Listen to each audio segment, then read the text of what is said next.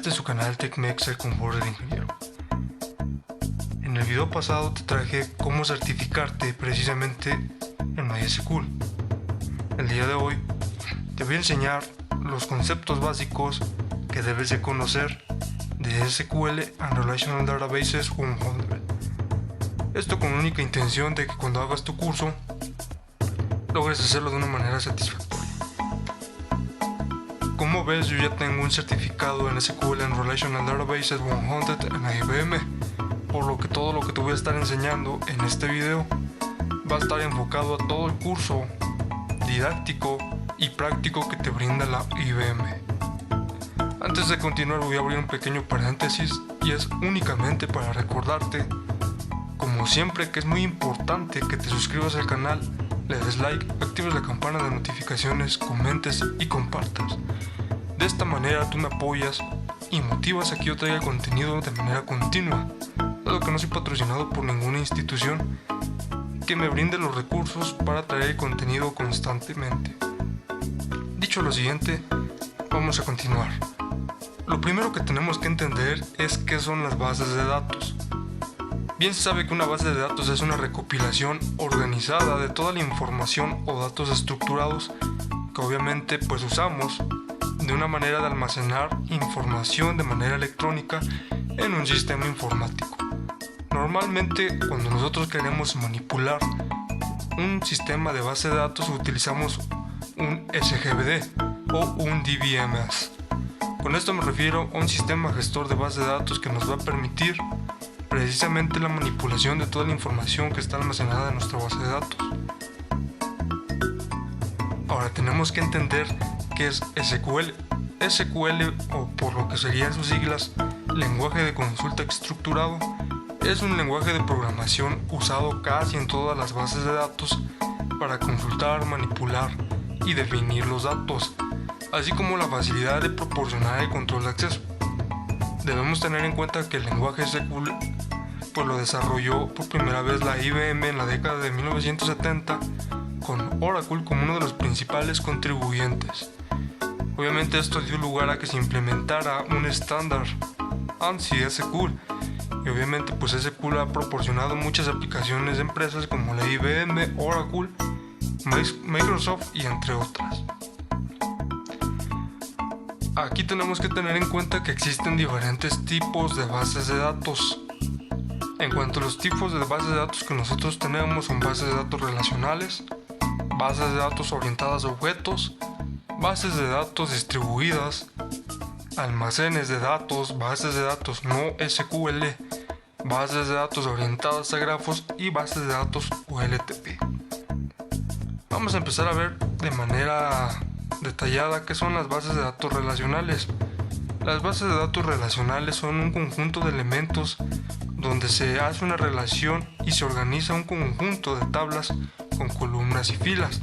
Este tipo de tecnología hace que las bases de datos relacionales pues nos proporcionen una forma más eficiente y flexible de acceder a toda la información que está estructurada. Las bases de datos orientadas a objetos es un tipo de información que se va a almacenar dentro de una base de datos orientada a objetos, y esto lo que hace es representar en forma de objetos tal cual lo haría la programación orientada a objetos.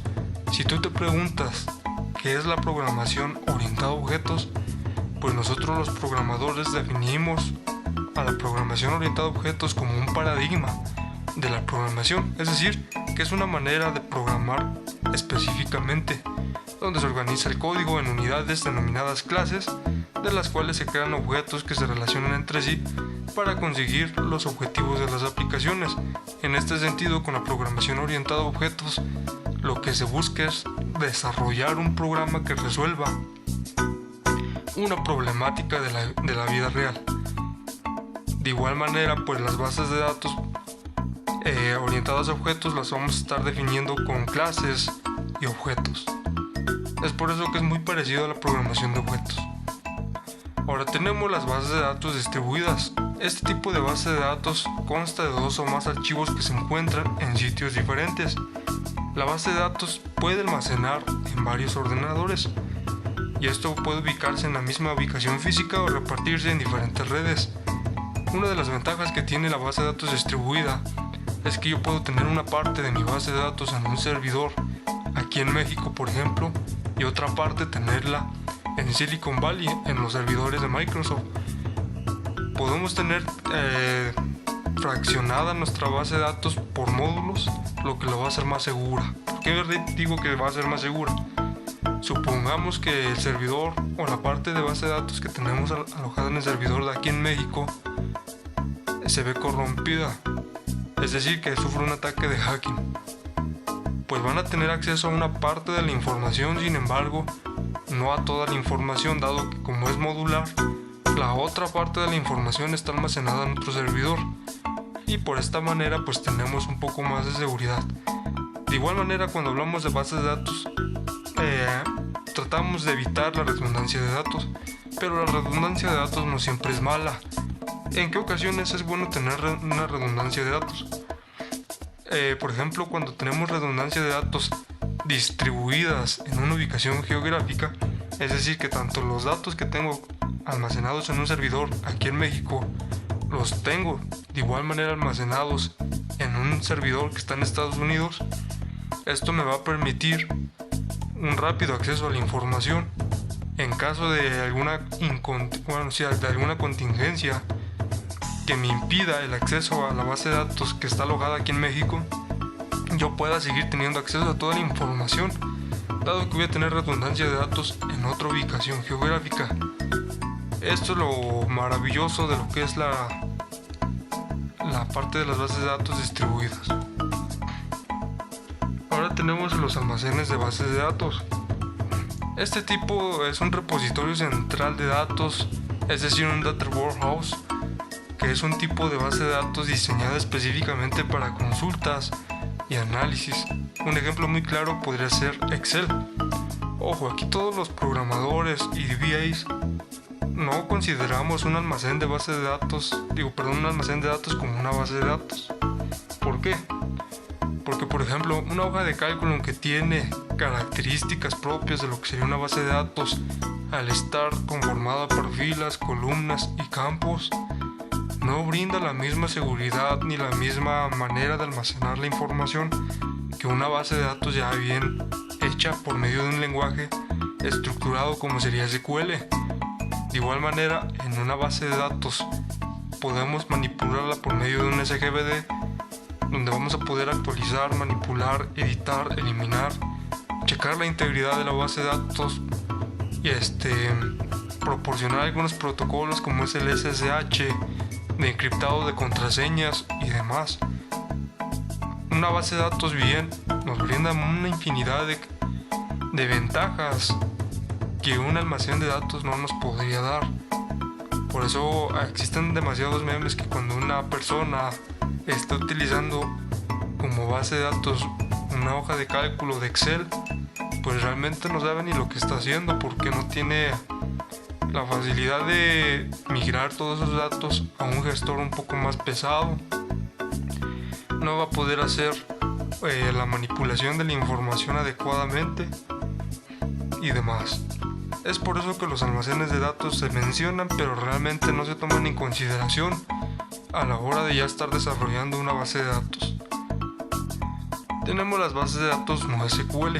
Este tipo de base de datos pues es una base de datos no relacional que permite almacenar y manipular datos no estructurados y semiestructurados. Es decir, que a diferencia de una base de datos relacional que se define cómo se deben de componer todos los datos insertados en la base de datos, pues las bases de datos NoSQL se hicieron populares a medida que las aplicaciones web pues están haciendo muy comunes y complejas en la actualidad. Es decir, que por medio de una base de datos NoSQL yo voy a poder subir una gran cantidad de información sin necesidad de que esté estructurada.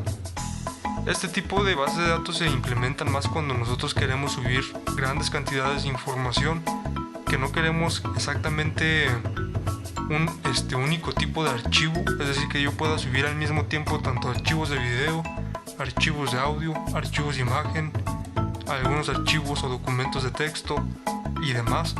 y aún así me permita acceder a la información de manera muy rápida. Un ejemplo podría ser nuestro Google Drive.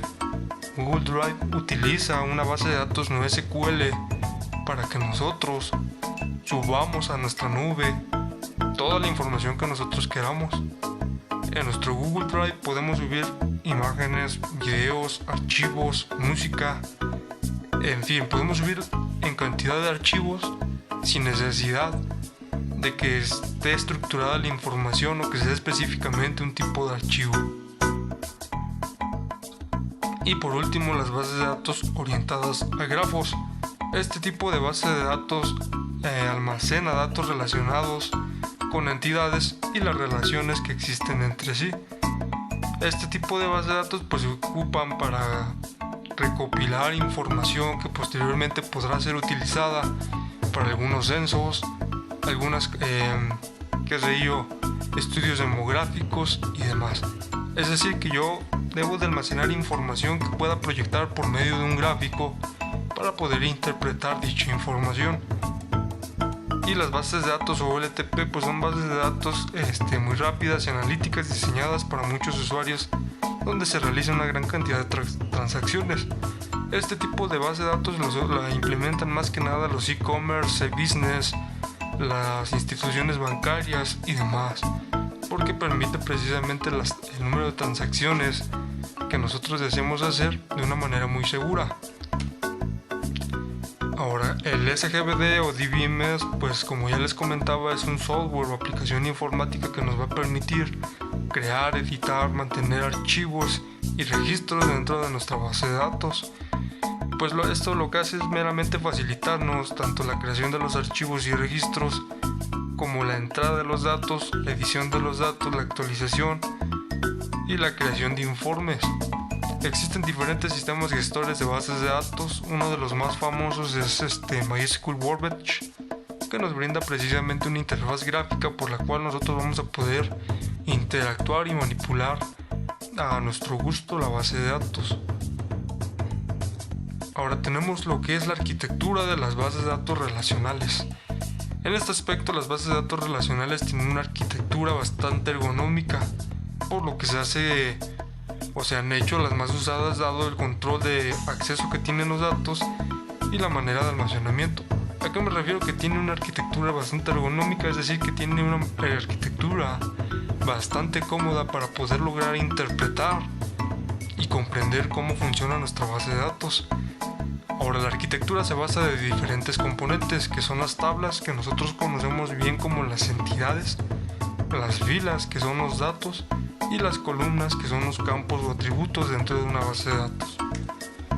Ahora, antes de que nosotros empecemos a crear por medio de código una base de datos, tenemos que hacer lo que sería un modelo de entidad-relación o un mockup. Es decir, que vamos a crear precisamente diferentes modelos para que nosotros podamos ver cuál va a ser la estructura de nuestra base de datos y cómo la vamos a crear. Existen diferentes tipos de modelos. En este caso tenemos dos que son muy usados y más famosos, que es el modelo entidad-relación y el modelo lógico-relacional. El modelo entidad-relación pues es un diagrama entidad-relación, también conocido como modelo entidad-relación o ERD, que es un tipo de diagrama de flujo que ilustra cómo las entidades se están relacionando entre sí dentro de un mismo sistema. Los diagramas de entidad-relación pues a menudo se usan para diseñar y depurar las bases de datos relacionales en los campos de ingeniería de software, sistemas de información empresarial, educación e investigación. En nuestro diagrama de entidad-relación nosotros tenemos diferentes componentes para que nosotros podamos clasificar nuestras bases de datos. Tenemos las entidades, que se clasifican en fuertes, débiles o asociativas. Una entidad fuerte es aquella donde va a estar el mayor concentrado de foreign keys, concepto que vamos a estar viendo más adelante. Las débiles son aquellas que no dependen de otra tabla para poder llenar su información. Aunque sean bases de datos relacionales o tablas relacionales, las entidades débiles, o bien conocidas también como entidades principales o entidades madres, no tienen ningún foreign key, es decir, que no están trayendo datos de ninguna otra tabla. Y las asociativas, que son aquellas entidades o tablas que tienen al menos una o dos relaciones con otras tablas. Ahora también tenemos las claves de entidad. Con esto nos referimos a un atributo que únicamente define a una entidad en un conjunto de entidades. Es decir, que va a definir una tabla en un conjunto de tablas. Y pues las claves de entidad se dividen en primary key y el foreign key, conceptos que estaremos viendo un poco más adelante.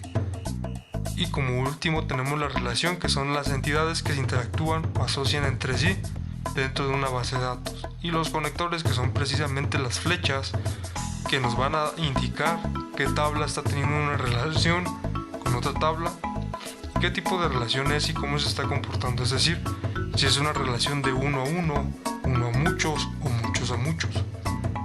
Aquí tenemos un ejemplo claro de una base de datos entidad-relación que yo desarrollé para una página web de una institución universitaria, donde precisamente quería implementar una página web o una aplicación web por donde ellos pudieran tener clases de manera online, pero en un sistema privado, es decir, que no implementaran otros sistemas ajenos, sino que todo fuera mente interno, donde los docentes pudieran comunicarse con sus alumnos y los alumnos con sus docentes. Como vemos, aquí tenemos las entidades, los conectores, los campos y los primary keys y foreign keys. O sea, es una manera en la que yo voy a poder interpretar una base de datos, cómo está estructurada, cómo fue creada, qué relaciones existen dentro de esta base de datos y cómo se está comportando. Yo, el simple hecho de ver este diagrama de entidad-relación, ya puedo entender cómo funciona el sistema, por medio de qué queries voy a hacer, ya sea un login,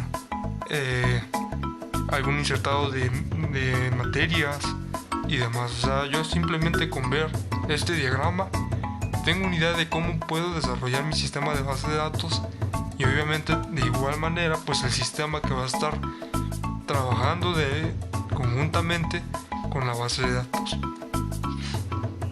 Y el otro modelo que tenemos es el lógico relacional, que al igual que la entidad relación pues sirve para identificar las relaciones que existen entre las diferentes tablas dentro de un sistema.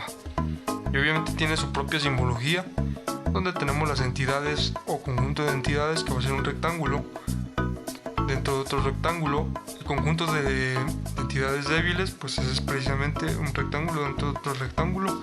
El conjunto de relaciones va a ser un rombo. La clave primaria va a ser un óvalo, pero va a tener una línea que subraye el texto o el nombre del campo. El atributo o campo, que va a ser precisamente aquellas cosas que componen una entidad. El atributo multivariado, atributo derivado, atributo de discriminador de un conjunto de entidades débiles, que sería un foreign key, y la especialización y generalización. Ahora, si ustedes se preguntan cómo podemos entender qué es una entidad en un ejemplo de la vida real, pues nosotros mismos nos podemos definir como una entidad. ¿Por qué? Porque nosotros tenemos campos o atributos que nos definen como persona. Ejemplo, yo me puedo definir como una entidad porque tengo como atributos ojos, color de piel, cabello, estatura, complexión, edad, etc. O sea, tengo una cantidad de datos que me van a estar conformando como individuo, por lo que a mí me hacen conformarme como una entidad. Y dentro de mi entidad pues vamos a tener almacenado un conjunto de datos que bien serían campos o atributos. Y pues de igual manera los componentes del modelo lógico relacional pues son muy similares a lo que es el modelo entidad-relación. A fin de cuentas, este tipo de modelos sirven precisamente para identificar cómo está comportándose una base de datos, qué tablas se están relacionando entre sí y cómo vamos a estar estructurando la base de datos a la hora de crearla. Ahora, aquí tenemos elementos importantes dentro de las bases de datos relacionales. Primero tenemos el primary key, que es precisamente una llave primaria que va a identificar una tabla relacional, es decir, que va a ser el identificador único que identifica cada fila en una tabla. tenemos el foreign key, que es un conjunto de elementos que referencian a un primary key de otra tabla. Es decir, en resumidas palabras, un foreign key es un primary key pero de otra tabla. Y los constraints, que nos ayudan a implementar reglas de negocios dentro de un modelo relacional, integrando los datos que puedan lograr integrar dicha información. Ahora, ya cuando estamos con conceptos más técnicos, para la hora de hacer una consulta dentro de una base de datos relacional, nosotros utilizamos los operadores join. ¿Qué es un operador join? Pues es aquel que combina datos de dos o más tablas. Nosotros usamos precisamente pues este tipo de operadores para combinar las filas de dos o más tablas basadas en la relación que existe entre ciertas columnas de las tablas. Hay que tener en cuenta que existen diferentes tipos de inner join, como es el left join, que es precisamente va a mostrarme la parte de la relación que existe entre dos tablas, pero únicamente del lado izquierdo. En el right join precisamente va a ser lo mismo, va a conjuntar la información de dos tablas que están relacionándose, pero únicamente me va a mostrar la parte de derecha de esta relación existente. El inner join me va a mostrar una relación centrada de lo que sería la información que existe entre dos tablas relacionales. Y el full order join me va a mostrar una consulta completa de la relación entre dos o más tablas. Y pues estos son algunos conceptos muy importantes y básicos de lo que serían las bases de datos relacionales. Obviamente existen más, pero eso ya lo estarás viendo a detalle dentro del curso que te acabo de compartir en el video pasado, que por cierto, si no lo has visto, te dejaré un link en un comentario fijado, pues precisamente para que tú vayas, lo cheques, te suscribas al curso y obtengas tu certificado en la IBM. Cabe recalcar que es de manera gratuita. De igual manera que te voy a estar dejando mis redes sociales, que es mi Facebook, mi Instagram, mi perfil de GitHub y mi canal de YouTube, para que tú te suscribas, le des like a todo el contenido que estamos trayendo y pues nos apoyes a seguir con este proyecto. Ya estamos preparando ahora sí el curso de Android Studio, algunos cursos de programación web y demás. También vamos a traer algunos gameplays, algunos cursos de edición y masterización de producción musical, entre otras cosillas que tenemos ahí preparadas. Sin más que decir, pues me despido, no sin antes recordarte que por favor te suscribas, le des like, actives la campana de notificaciones, comentes y compartas con todos tus conocidos. Sin más que decir, me despido, hasta la próxima.